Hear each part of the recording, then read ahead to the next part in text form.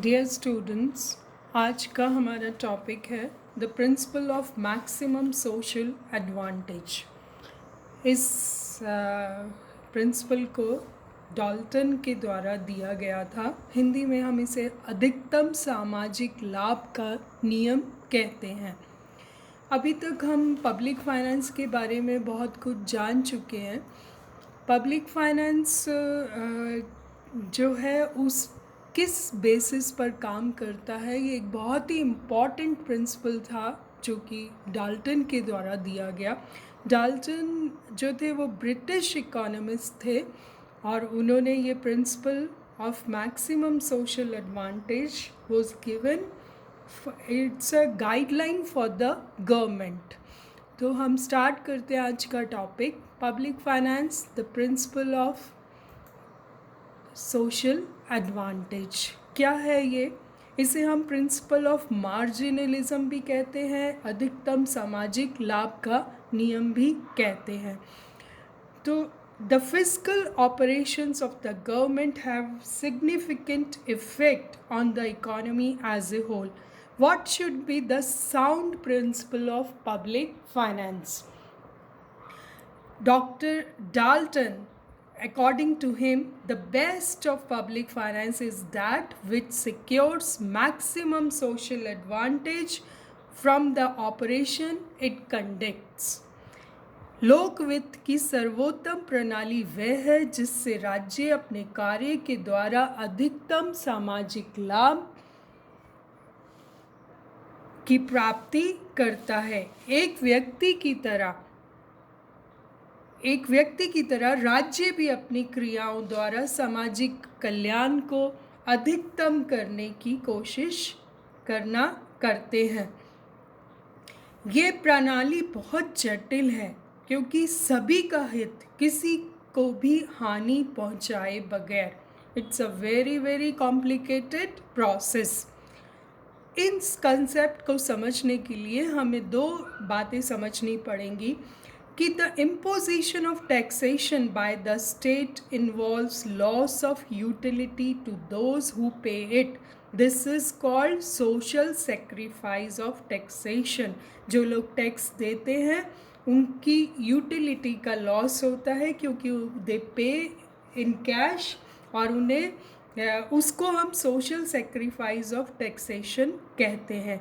On the other hand, public expenditure leads to gain of utility by these sections of the society who are benefited by it. उसी taxation को सरकार collect कर जब public expenditure के रूप में, सार्वजनिक व्यय के रूप में लोगों पर खर्चती है तो उस सेक्शंस ऑफ सोसाइटी को बेनिफिट होता है और इसे हम this is called social benefit of public expenditure. तो दो कॉन्सेप्ट हो गए, एक सोशल सेक्रीफाइस ऑफ टैक्सेशन, एक social benefit of public expenditure. इन दोनों को जहाँ ये दोनों बैलेंस होते हैं उसे हम मैक्सिमम सोशल एडवांटेज कहते हैं। जहाँ ये यूटिलिटी इक्वल हो जाती है डिसयूटिलिटी के, यानी कि जो सेक्रीफाइस है वो यूटिलिटी के बराबर हो जाता है, उसी पॉइंट पर मैक्सिमम सोशल एडवांटेज होता है। The state should compare the sacrifice and benefits of the society and it's fiscal operations. तो आपने देखा कि ये दो कॉन्सेप्ट्स को हम आगे और पढ़ते हैं। उससे पहले लेते हैं एजम्पशंस। किस एजम्पशन पर ये प्रिंसिपल बेस्ड था? एक तो बैलेंस बजट पर, only tax revenue as a source of income, the law of increasing marginal social cost is applicable on taxation. इसे आप ध्यान से समझिए कि law of increasing marginal social cost जो है वो एप्लीकेबल होता है टैक्सेशन पे। ऐसा कहा जाता है कि जैसे जैसे टैक्सेशन इंक्रीज होता है उसकी सोशल कॉस्ट बढ़ती जाती है। Next is the law of diminishing marginal social benefit is applicable on public expenditure. Law of diminishing marginal social benefit, जिसे कि हम हासमान सीमांत सामाजिक हित का नियम कहते हैं, वो लागू होता है कि जैसे जैसे पब्लिक एक्सपेंडिचर बढ़ता जाता है बेनिफिट घटता जाता है, क्योंकि वो एक स्टेज पे जाके वो अनप्रोडक्टिव हो जाता है। तो इन दोनों को समझिए, वर्धमान सीमांत सामाजिक लागत का नियम और हासमान सीमांत सामाजिक हित का नियम। तो हमें दोनों में फ़र्क और डिफरेंस को दोनों को समझना चाहिए, और ये वाले एजम्पशंस पर ये बेस्ड है कि tax revenue he source of income है, जबकि हकीकत में ऐसा नहीं होता।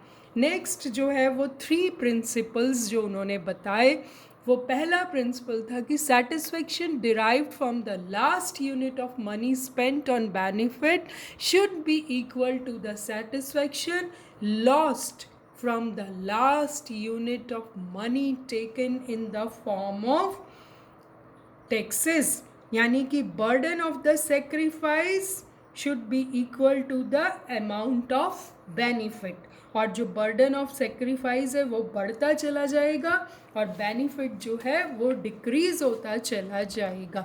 सरकारी व्यय को उसी सीमा तक बढ़ाया जाए जिस पर कि एक अतिरिक्त इकाई के कारण उत्पन्न त्याग या अनुपयोगिता व्यय की एक अतिरिक्त इकाई से उत्पन्न उपयोगिता के बराबर हो जाए। आइडियल सिचुएशन कौन सी है? जहाँ सीमांत त्याग इक्वल हो जाता है सीमांत उपयोगिता के। दूसरा प्रिंसिपल उन्होंने क्या दिया कि the resources of state should be so distributed on different heads of expenditure that marginal return of satisfaction from each of them is same. सार्वजनिक व्यय की प्रत्येक मद से मिलने वाला सीमांत कल्याण भी बराबर होना चाहिए।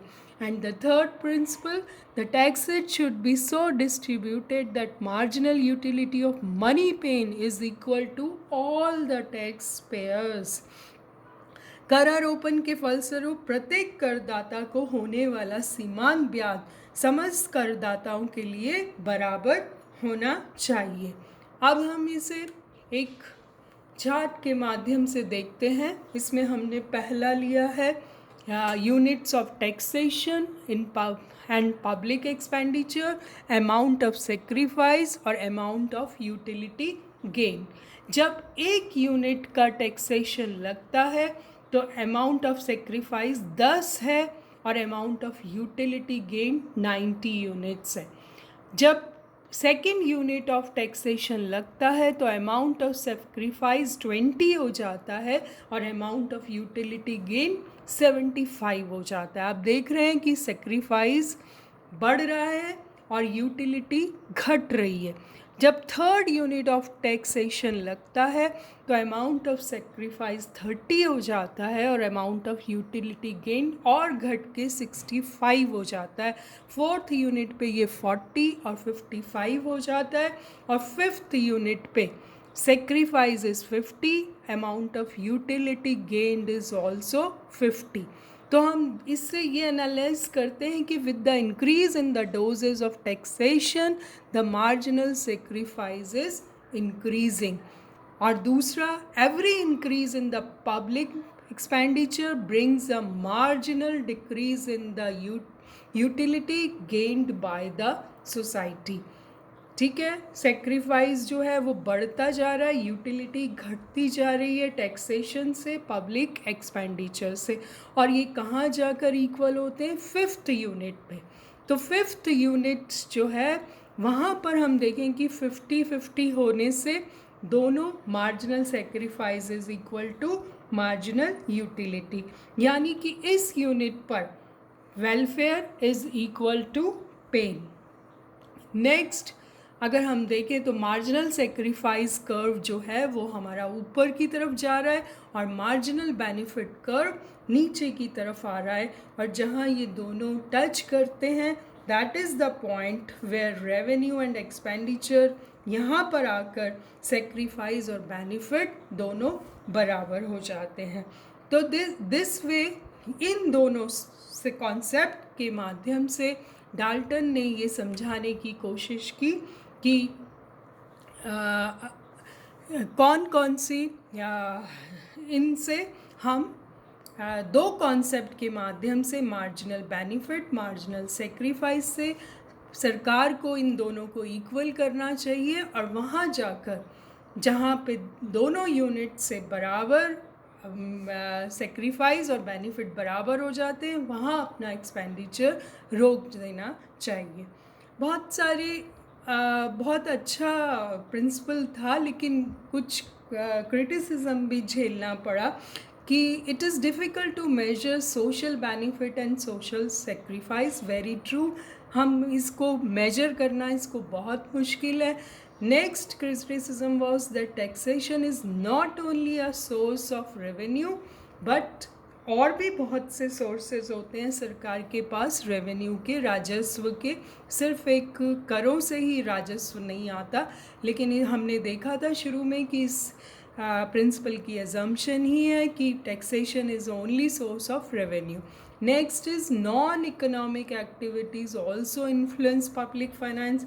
इस प्रिंसिपल के अनुसार सिर्फ इकोनॉमिक एक्टिविटीज़ ही होती हैं, लेकिन कभी कभी public finance non economic activities से भी गवर्न होता है।